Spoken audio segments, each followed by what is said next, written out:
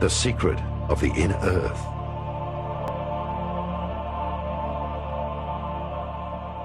Like the human being, the planet itself also has dimensions.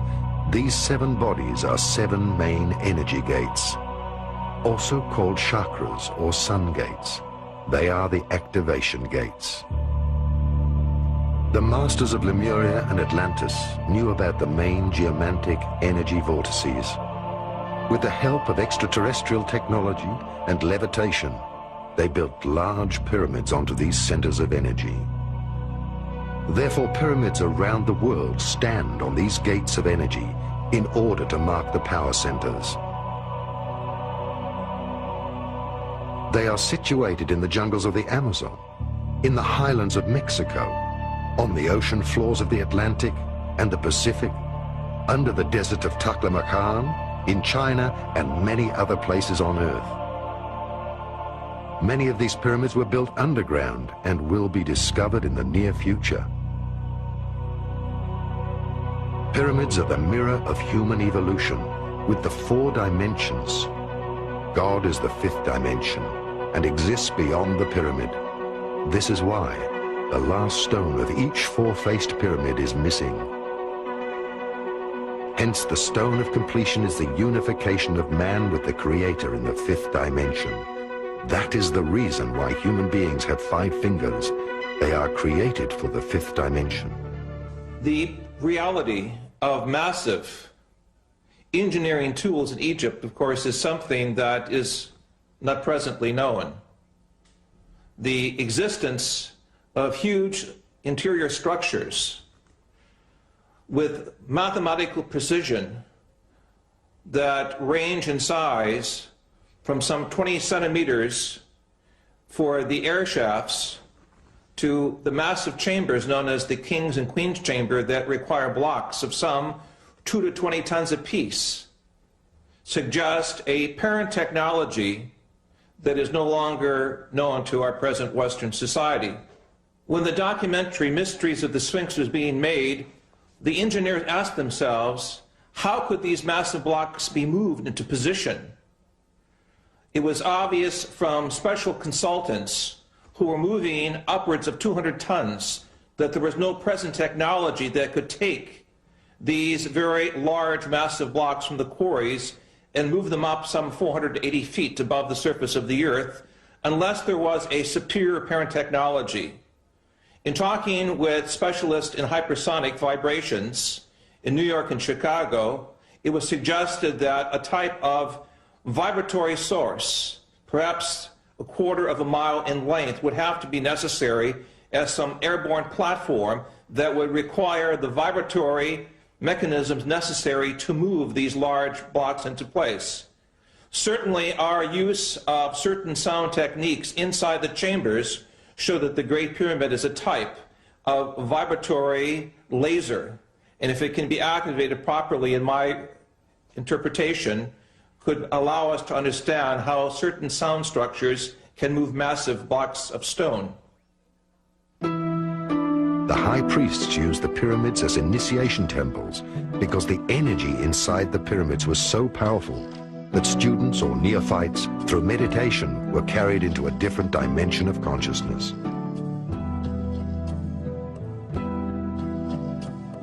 The student, with his physical body and senses, was moved into a higher world. Thus he could perceive the spiritual world. Until this very day, another great secret remains. The pyramids were used as natural doors of dimension gates, as openings and doors leading to the inner earth. As much as there is an outer world, there is, because of polarity, an inner world. In other words, the earth is hollow. As things are on a small scale, so they are on a large scale. Hermes Trismegistus taught that everything in the universe is set up according to the same organizational plan. One could say that the Earth is like a huge atom, hollow inside, with a nucleus at the center which represents the inner sun. Just as we humans do not see the outer curve of the globe, one is not able to perceive the inner curve when entering Hypereia, the legendary lost crystal cities of Agartha.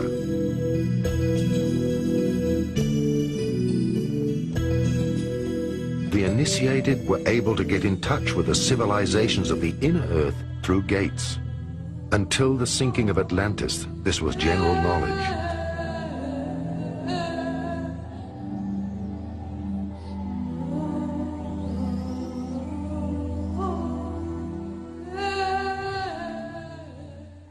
Plato in his book, the Timaeus, speaks about an earlier civilization, a race of godlike beings, at least 9,000 years before the time of the peoples of Athens. He also speaks of how the great historian Solon refers to Egypt as a colony of Atlantis. It is clear from evidences we have recently made in Mesoamerica, specifically in Guatemala, with the ancient canal system that we have uncovered through remote sensing radar, that it was there in Central America where north and south tectonic plates meet, where there are great statues called the Atlans, that there was indeed some type of civilization that could be called Atlantean.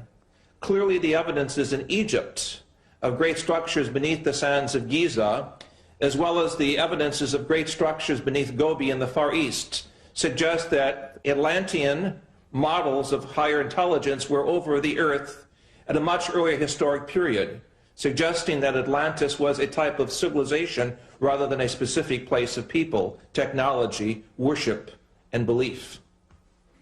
Where is the entrance to the inner earth? My feeling is that these are openings several hundred kilometers wide, not more than that. One on the North Pole, one on the South Pole. They may exist in a different dimension. They may be made visible at will or from time to time, depending on certain cosmic and terrestrial conditions. These are more of speculations. However, I know for sure that, for example, polar flights are forbidden to fly straight over the pole. They always deviate away. After a very suspicious crash of a New Zealand airliner, chartered airliner in late 70s, early 80s, that was supposed to fly over the South Pole looking for the opening of the inner Earth. After Atlantis, only a few nations and river and the Hopi Indians knew of the entrances to huge underground cities. They reported that shortly before the cyclical end of humankind, the seed for the next humankind was brought to safety in the inner earth by beings, human beings with white and bluish skin and golden angelic hair, who traveled in flying saucers from the inner earth. Last century, various scientists searched for the pole openings. Accordingly, the South Pole is supposed to be the head chakra of the Earth and have an enormous pole opening. The North Pole would be the root chakra. During this century, two great efforts were made to find these pole openings and to make contact with the extraterrestrial races who built the underground cities within the Earth. The first expedition was led by Admiral Byrd before the Second World War. The second was carried out by the secret Tula organization, which pulled the strings behind the Nazis. Both expeditions were successful. Byrd discovered the pole openings during an expedition for the USA.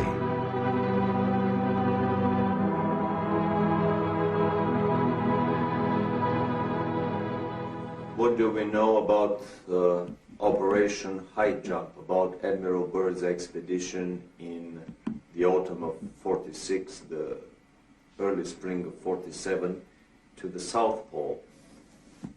This is an expedition that has been almost forgotten, and it's very hard to come up with any information about it. The few articles that were published at that time in let's say, National Geographic magazine, would not give any clue to the real intention of that expedition. However, recently we discovered a unique documentary film in color, 1 hour long, made by the US Navy. It was a massive naval operation that involved an aircraft carrier, several battleships, an armed submarine, and probably another 20 supply and battleships. It involved 4,000 troops, US troops, and the rumor is that there were also British and Russian contingents within these 4,000 troops. It was a massive naval operation. It was not, as it has been presented to the public, that it was a peaceful expedition to explore the natural resources of the South Pole. They descended to Little America, which is the place of the previous Admiral Byrd landings on the South Pole. And then they started a massive overflight over the whole area of the South Pole, trying to locate the German base that was established there almost 10 years earlier. The Germans started somewhere in 1936-37, seriously exploring the South Pole. And by the time the war ended, the rumor is that they have established a massive underground colony with at least 100,000 scientists, researchers, elite SS troops, children from Hitlerjugend, young boys and girls that were to become the seed of this new and colony that was to be built under the principles of the super race selection. In our research in Africa, the Far East, and in the mountains of South America, we have come across statuary of very grotesque beings who, according to the Indian and shamanistic tradition, went into the earth at a time of a great cataclysm. If we take Atlantis as a model for survival, it is clear in the folklore and literature of the major continents of our planet that some of the races went into the earth. I brought with me from Africa pictures of these grotesque serpent-like beings. Many of them correspond to the extraterrestrial reports and photographs of some of these so-called snake people or serpent people. It is very clear also that there was the survival of the ancestry of the Adamic race, referred to in our scriptures, as well as in the teachings of the Hungarian and German people that came out of the Gobi area. It is in this area of Lap Nor that we have recently found evidences of an earlier European type humanity that did survive some type of cataclysm according to the myths of the Far East. We have thus in our tradition a vast folklore, anthropology, and cosmology that connect the peoples of this planet with that of other worlds. The Nazis were better informed by the secret esoteric orders and had exact knowledge about the lost cities of Agartha and Shamballa. Many of their expeditions involved searching for the entrances into the inner world and the lost techniques of the gods. That is, UFOs, the Ark of the Covenant, and much more. Thus, films like Indiana Jones are not mere fiction. German expedition in search of Agartha. Some esoteric correlations of the 19th century and of the Third Reich are hidden nowadays under a veil of the past. Thus, only some isolated relationships can be uncovered. For a while, Dietrich Eckart lived at the foot of the mountain Untersberg and was initiated into the medieval mysteries and into the legends of caves. Adolf Hitler spent many hours with Dietrich Eckart at the Obersalzberg mountain, and both were followers of the hollow earth theory of Hans Erbinger. The Untersberg was already considered by the Templars to be a volcano with an access to the inner earth and to the legendary hollow world. Thus, there are stories of the disappearances of people in the Untersberg and how, 60 years later, the same people surfaced without having aged. Other German legends deal with the myth of the end of the world, In the legends, King Barbarossa is asleep in the mountain, and after hundreds of years he rises up with his knights for the last battle at the end of time in order to help good triumph. I'm speaking now as a scientist. I do not want to confuse subsurface temples and grottos and structures of civilizations that go down approximately a mile or two from the surface of the Earth with the so-called inner Earth theory. In my work in Ecuador, Peru, and Bolivia, it is clear that there are vast tunnel systems that go hundreds of kilometers under the mountains, allowing the Indian peoples to connect between national borders. We know also between Mexico and New Mexico in North America that the Indians have a subterranean system of corridors that allow the tribal federations from North America to meet, even privately, without notifying the American or Mexican authorities. Clearly, these structures are there as a result of some type of volcanic activity or catastrophic event some 28 million years ago, as we have measured in areas of North Mexico, where the surface of the Earth changed, allowing volcanic openings and porous materials to construct, as it were, underground cavities. Into these cavities, members of the human society found shelter from the noxious poisons and gases and orders of destruction that took place rather suddenly. If we look at our planetary system, there is an obvious grid of underground cavities, from the areas of the Gobi areas of Central Asia to the areas of Malta in the Mediterranean to areas even of the mountains of Untersberg in Central Europe, Mont Blanc, Jungfrau, to areas we have specifically worked with seismology in central North Mexico, and also areas of the Andes. Peru, Ecuador, and Bolivia in particular have underground structures that run for hundreds of kilometers. In Southeast Asia, we know that these structures also exist in the areas of Sumatra, Borneo, and Indonesia. Clearly, throughout the world, there are major areas which seem to be contact points with parallel evolution. Dietrich Eckart shaped Hitler's thinking more than we can imagine today. He also directed him towards a mediumistic education and showed him how to make contact with the spiritual world, in particular with the Germanic gods and the ancient Hyperia people from Agartha. Thus, the leader became a guided one who communicated with the spiritual world and the masters of Agartha. Only when he had developed these mediumistic attributes to the full did Dietrich Eckart propagate the idea of a leader, Führer, in the Tula Society and in the popular esoteric circles.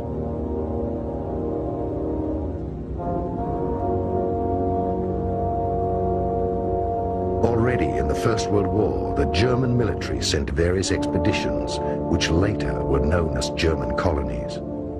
Some esoteric followers, like General Ludendorff, who had access to the foundations and connections to the secret orders and castles, supported the expeditions and their search for the lost cities and treasures of the old Atlantean high cultures.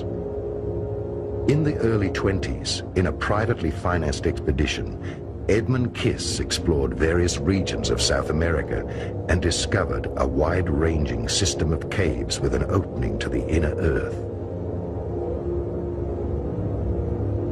The different esoteric societies with their secret orders, country estates, and later also their castles were the meeting points of the esoteric elite, which saw itself as guided to resurrect the old knowledge of Atlantis and of the Indo-Germanic prophecies. The society that dealt with the lost technology of the gods and their impelling force was the so-called Friel Society. This society collected all the information dealing with the technology of polarity and levitation. When the National Socialists came to power and the old leagues and alliances had accomplished their duty, the esoteric followers of the time began to carry out their expeditions at the state's cost. Various secret working circles financed by the Third Reich were established.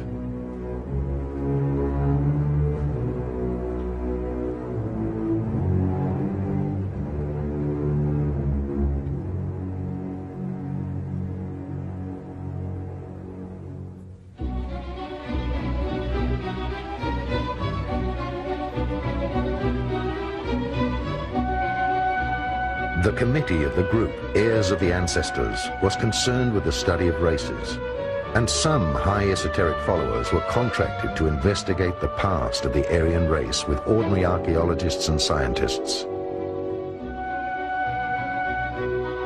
Many Third Reich expeditions were initiated through the orders and foundations. Edmund Kiss went for the second time to South America with an elite group of scientists and the latest technology in order to find and enter into the inner earth and Agartha. Allegedly, they found a spaceship from Atlantis in one of the bigger caves. The secret society AmeriKKKa was founded, whose role it was to further explore the technology, even in the event of a war. In the 80s, was ARD television correspondent Karl Brugger killed because he had published a book which alleged an active role of this same society up to the present day?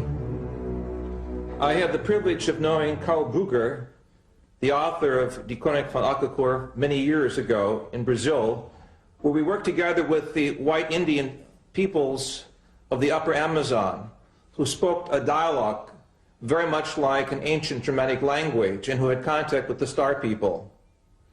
Tragically, Karl Brugger was killed by someone in the Brazilian establishment who felt he had too much information on the Indian civilizations and perhaps knew too much about the genocide against the Indian peoples taking place.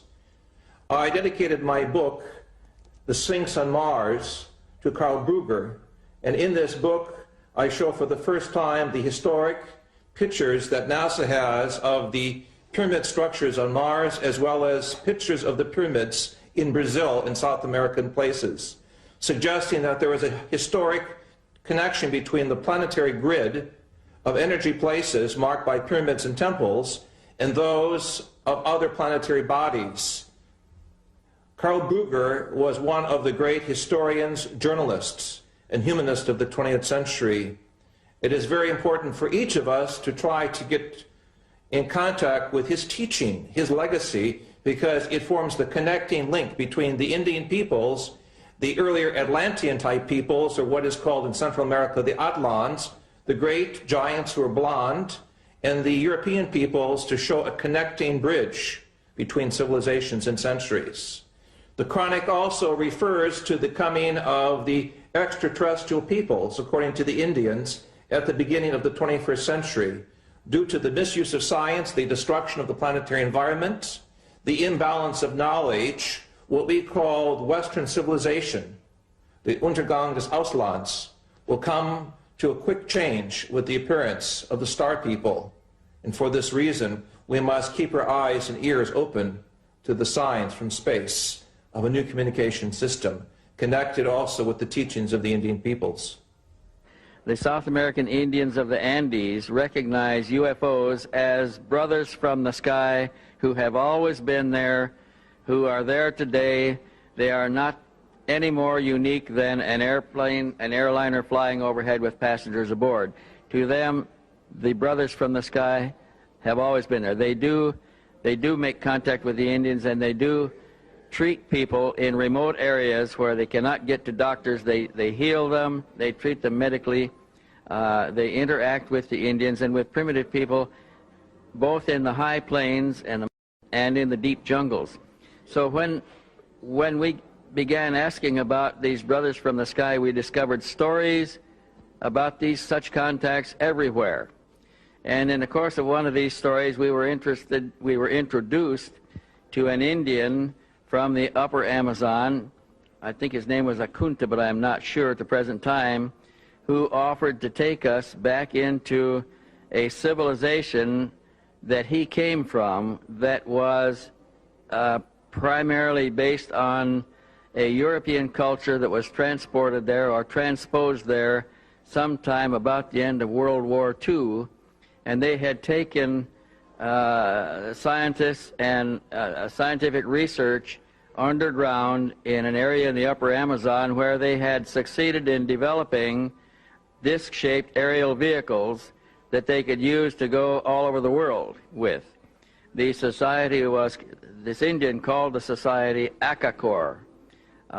He said that he had guided a German researcher by the name of Brugger, and I think his name was Martin Brugger, B-R-U-G-G-E-R, who was actually taken to the city and was afforded an opportunity to meet with some of the Europeans there. That Indian tribe in that area has many blue-eyed, blonde-haired Indians, and they appear to be descendants of a Germanic a group of people that were taken there sometime in the middle 1940s, and now they have produced children and they are young adults, and a society is flourishing there that is advanced over the contemporary societies around them by a substantial degree.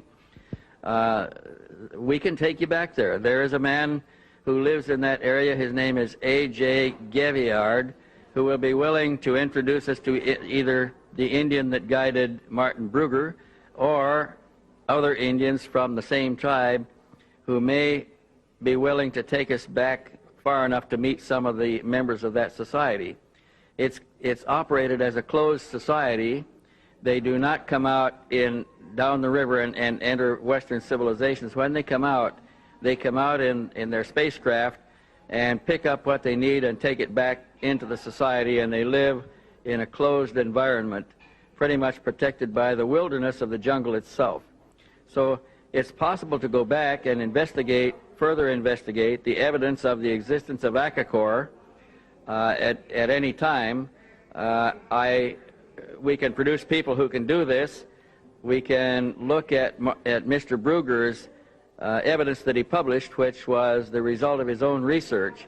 But I personally am convinced that this society exists, that they have circular disc-shaped craft, that they fly and operate them there, and perhaps some of the disc-shaped craft that we are discovering in the reports of the Indian aboriginals of the highlands, of the upper plateau there, may be some of the vehicles from AmeriKKKa.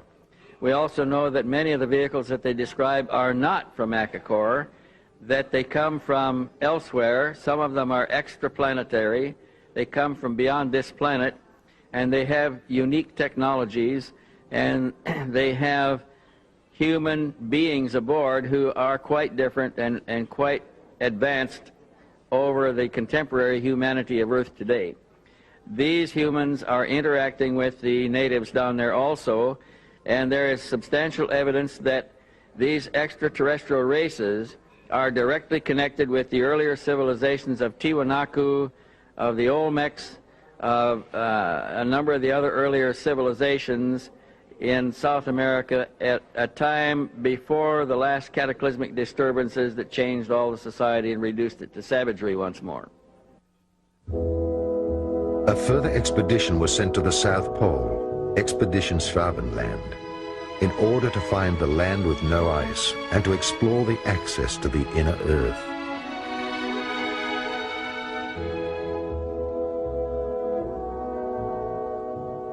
Another expedition was sent to the Icelandic geysers, since there were insider stories about the access to the inner Earth.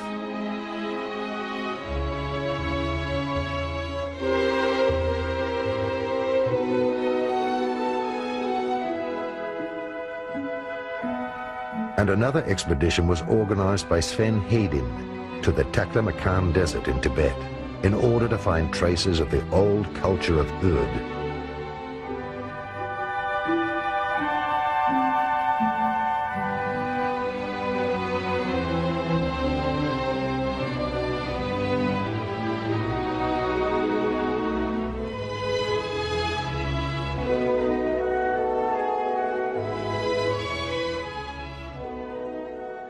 What we call in the Buddhistic esoteric tradition as Shamballa is an actual area in the Taklamakan area of central China next to the Gobi Desert. In 1988, with permission of the Chinese Academy of Science, I conducted research experiments in this area and confirmed with other engineers the existence of a vast underground complex of grottos, ancient structures and buildings, and in these structures we find statues of the avatars or beings later celebrated in Buddhism.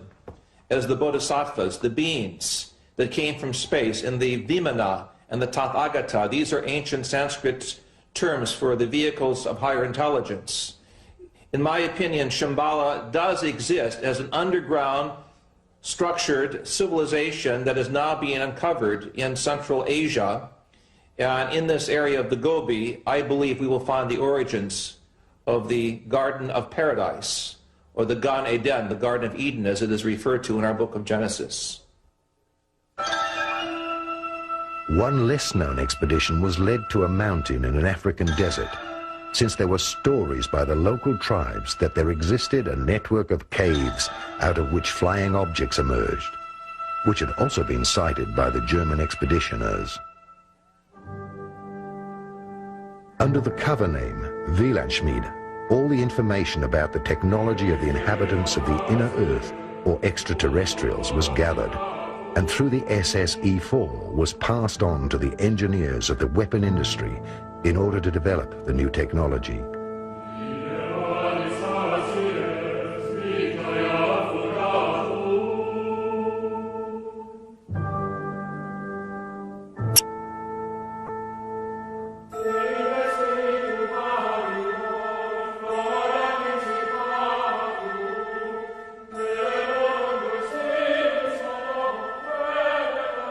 The flying saucers from Agartha were the result of this scientific research. The Nazis made contact with the extraterrestrials of the underground city of Antarctica. They received technical support and instruction for building flying saucers with levitation drives, similar to those used on Venus.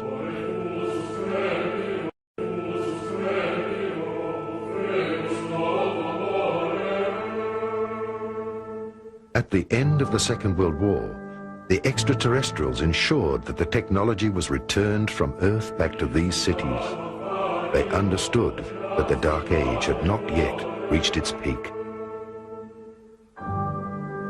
The technology was returned by 30 submarines through a large commando action.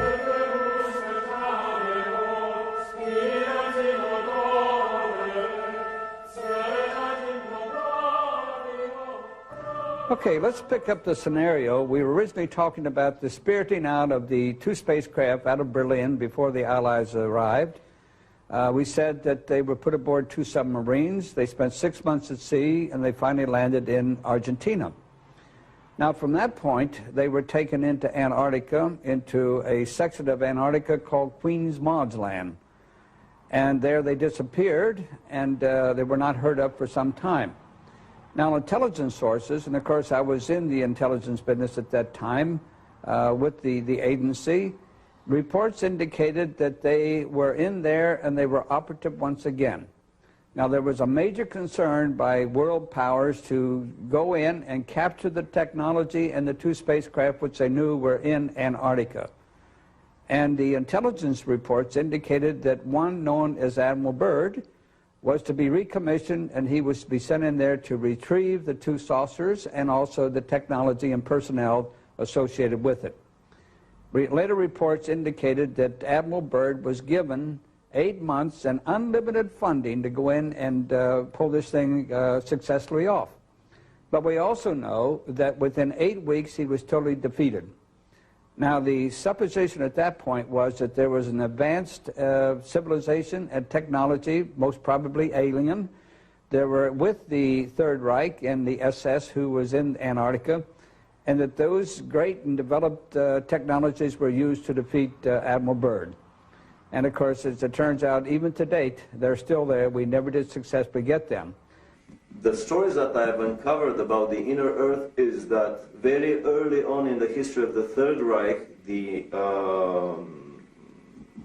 Nazi elite, and especially Hitler, were trying to establish contact with the civilization living in the inner Earth, which was considered an Aryan civilization of a lot more advanced nature than their brothers, lost brothers living on the surface of the planet. The Thule Society carries the name of the former capital of that civilization, someplace around present-day Greenland, before the previous polar shifts and before Greenland became under ice. Two expeditions were made in the late 30s, early 40s, one attempting to enter the North Polar water opening with a submarine, which proved unsuccessful. A second attempt was made to enter the land opening on the South Pole with an anti-gravity cigar-shaped device, basically a small prototype probably of the giant Andromeda space station that was developed later on by the SS, and it proved successful. The most interesting story is the one that I heard by an American living in Florida who claims to have spent 2 months in the city of New Berlin. This is a city that was developed into the inner earth, and a part of the Germans from the South Polar colony were admitted by the inner earthlings and were allowed to build that city there. Very strict admission procedures, no previous SS members, no previous concentration camp guards and so on were admitted. The rumor is that the present-day city of New Berlin is about 2 million people of population, that they have built there most of the buildings that Hitler's personal architect, Spee, was planning to build. They're traveling on Icelandic passports. They are basically the new master race that is probably planned by the Illuminati to repopulate the planet. And there is even a rumor that there is a New Berlin embassy in Washington on an unmarked floor of a high-rise building. You probably punch a code on the elevator buttons, and when the elevator stops on that floor and the doors open, you see the sign of New Berlin in the lobby. The kids of the New Berliners study in major institutions around the globe, Harvard, Oxford, Cambridge, Yale, and basically it is not a Nazi colony that is established in the hollow earth as an enemy of the present-day American and English Illuminati secret government. On the contrary, it is just basically the other side of the same coin. Some would even coin the new word, the Illuminati presence on the planet, that basically the World War II Nazis and the present-day Illuminatis in America are nothing more than the two sides of the same Illuminati coin. So basically this is a colony, a presence in the hollow earth that has been established with a shoulder-to-shoulder cooperation of the Russians and Americans, organized, orchestrated, and performed through the quiet cooperation of the Illuminati government.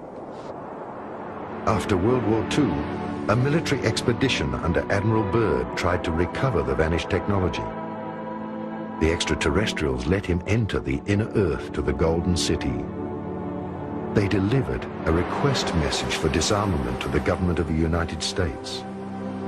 Admiral Byrd had to remain silent until his death, but after he died, his nephew published his diary.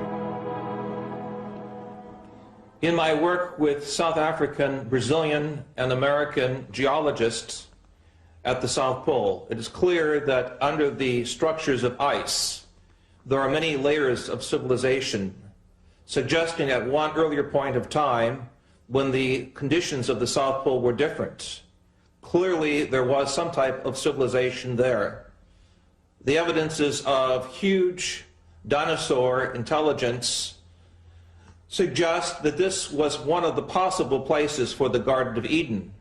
This, of course, is assuming that the shell of the Earth had a different north and south magnetic pole. And with the shifting of the pole, this region became suddenly very, very frigid. And thus, we do not see any evidences on the surface of these so-called earlier conditions of intelligence. However, I believe with the further exploration of the documents that both Admiral Byrd brought to the attention of the world after World War II, and the Brazilian Navy uncovered in 1961 with its subpole expedition, that extraterrestrial intelligence is also operated out of the area of the South Pole.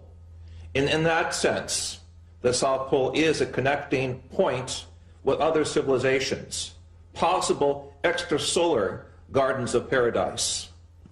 What was it that Admiral Byrd found on the South Pole?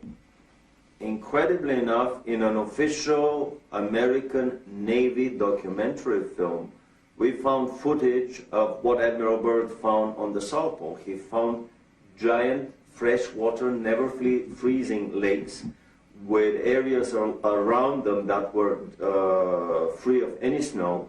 And in that film we show footage of the Navy planes landing in these lakes. But even more so, he found, to his amazement, that his planes were disappearing very quickly. A lot of his planes were attacked by anti-gravity devices that were operated by the Germans there, by anti-gravity saucers. A lot of them crashed into invisible barriers and disintegrated in mid-flight. This is an indication that the Germans had already perfected the force field shields, and they were up and operational around the German colony at Neuschwabenland. When he was retreating, basically the whole operation lasted for 1 week. They started at the end of February 47, and by the first week of March, they were through with the whole operation, and much earlier than scheduled, and they departed. And in an interview at Buenos Aires on his way back, Admiral Byrd made the incredible statement that the Third World War would probably be with an adversary coming from the polar regions of our planet, an adversary that has the ability to fly unobstructed from pole to pole. He was referring to the Germans at their South Polar colony at Neuschwabenland that were operating their anti-gravity craft with impunity and could fly circles around the globe, and of course would shoot out of the sky any of the attacking American planes. The inner terrestrials surrounded the entrance gates with an electromagnetic protective dome, which no being or weapon can penetrate. After all this happened, it became the greatest secret of mankind.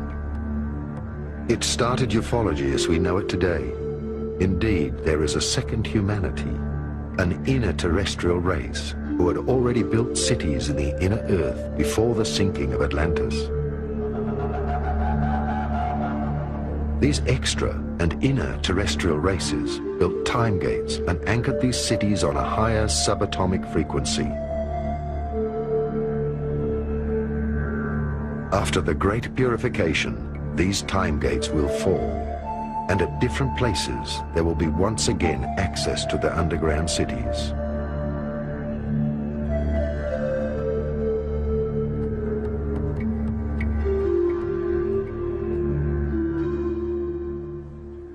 In 1961, the Brazilian Navy was conducting a series of experiments in the Antarctic.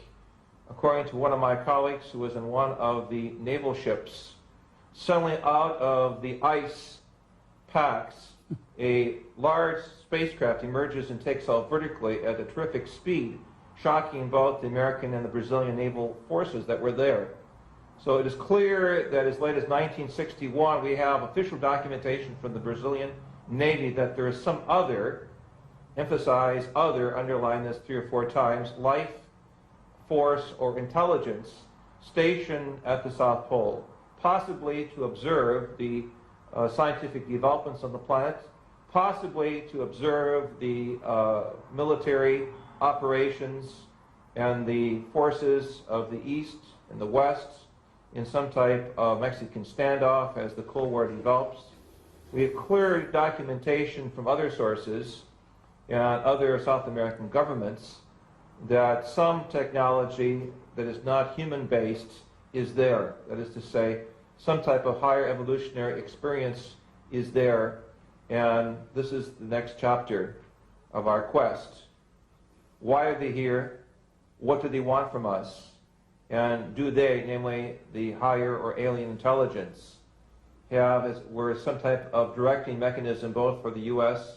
as well as for the Soviets as to who goes into space and who conducts, as it were, the next evolutionary round of space development? These are key questions that we must resolve. Also, gigantic cities of lights will descend out of their orbit to selected areas and will be anchored on the Earth. Right now, people who have reached a certain level of consciousness and are once again connected to the cosmic monad are drawn through their intuition to places chosen by the spiritual hierarchies in order to anchor the cities of light above these areas. These sites are absolutely secure. The Space Brothers and the spiritual hierarchies have created the so-called Islands of Light, where the Earth's frequency was increased so that all human beings and light workers can find each other on that level. Such areas are recognized by the fact that they attract an especially high number of people dealing with higher knowledge. These places have a higher grid anchorage. They are places of power, activated chakras, entrances to inner Earth, and a present UFO surveillance. The Space Brothers are going to pay special attention to these areas when the cataclysms begin, because that is where the seed for the new mankind will be found. That is where the first contacts will occur on a physical and telepathic level. Many small and large centers, shelters of peace, will be established by spiritual people who live together, who work on themselves and teach others. To the new mankind, these sites will be study centers and the new initiation centers for the Universal Brotherhood. These Islands of Light are recognized by the fact that they do not belong to a certain denomination or sect, but that they are open to every reality, and that they know that many roads lead home. The highest goal is to increasingly live our lives and love ourselves. This time there will be no arch, because man himself is the arch. Again, as we raise the consciousness and we transform our body from a state of corporeality, which means this type of substance, you see, and as our atoms and as our molecules and as our energies speed up, the DNA system is totally transformed into a higher octave and a higher frequency, so that there is a whole new strain coming in as a result of this. When we're passing through, for instance, the photon belt, there will be no darkness. It's all light. Everything in the body, then, of importance will be etheric in nature as opposed to corporeal or dense or density or whatever you see. Realities that we accept today will be no more. And so as a result of that, the DNA system and everything which constructs humanness will be changed, because we will now reach for a light body and will be of the light as opposed to darkness and corporeality. So any change that's signified today scientifically or biologically and what have you in the DNA is because of this infusion of new consciousness and new light, which of course is coming in at this point in time. Many of us are, many people already are largely light, although they keep the body of corporeality to do what they have to do here on Earth, you see. Many people are already in the fourth dimension. Some are aware and some are not. But that's where we all have to go. And of course, by 2011, as we pointed out, all of us have the option and the privilege, if we choose to do so, of being in the fifth dimension. The photon belt is an intense field of photon radiation, light radiation, which, both according to several modern astronomers, astrologers, as well as Mayan tradition, emanates from the center of our galaxy, bisects the Pleiades star system and our star system at the same time. And the current period, we are moving in and out of this photon belt, spending several months in it every year. That the frequency that we spend in the photon belt is increasing by approximately 2 weeks every year. And according to the calculations of the Mayan calendar, around the year 2011, 2012 AD, we will be fully within the photon belt, and we will remain within the photon belt until around 4000 AD, according to the current calculations.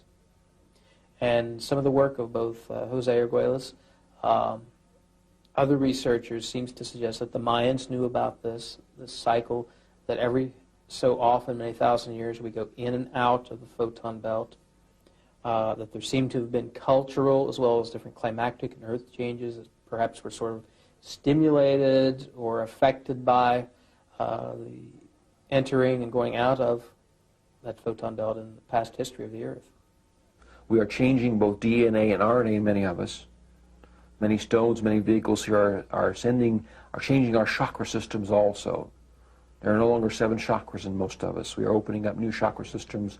You'll see much more about this in the next 5 or 10 years also. You'll begin to activate many more of them, and also your DNA and your RNA will not be replicating in the same fashions. The children who are being born who are conscious when they are born. And this will change also a lot. The Dark Ages. During the rule of a dark age of separation, all knowledge that is passed on and all instructions are tainted. Every religion, for instance, is a sect, a separation from the real divine inner truth of life. Religion is something that happens in God's holiest temple. Man himself in the depth of his heart and in communication with his divine inner self. Throughout the Dark Age, countless fallen sun cosmologies who have dogmatic religious views reached the Earth and became our religions. They represented the climax of separation from oneself. God's channels, prophets and mediums received their messages from the God-created and separated dimensions. Most often, the pure messages were mixed with information from the astral worlds and their own ego.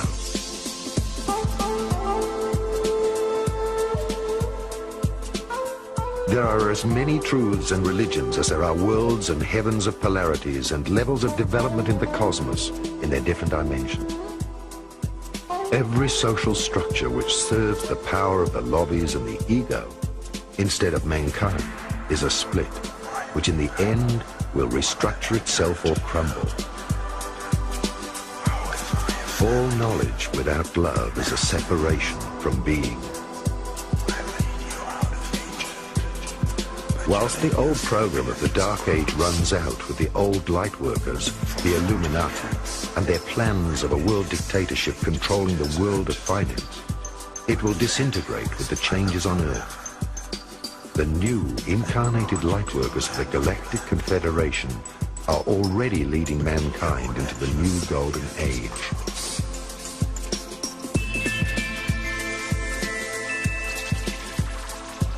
After the great transformation of mankind, the Space Brothers would like to welcome us as cosmic citizens into the Galactic Confederation of Free Planets. Where do the Illuminati receive their knowledge? Well, I would use the famous jokes and stories about Tesla and Edison. According to Edison, invention was 95% perspiration and 5% inspiration. According to Tesla, the way Tesla was doing his inventions, he would have 95% inspiration and probably 5% perspiration.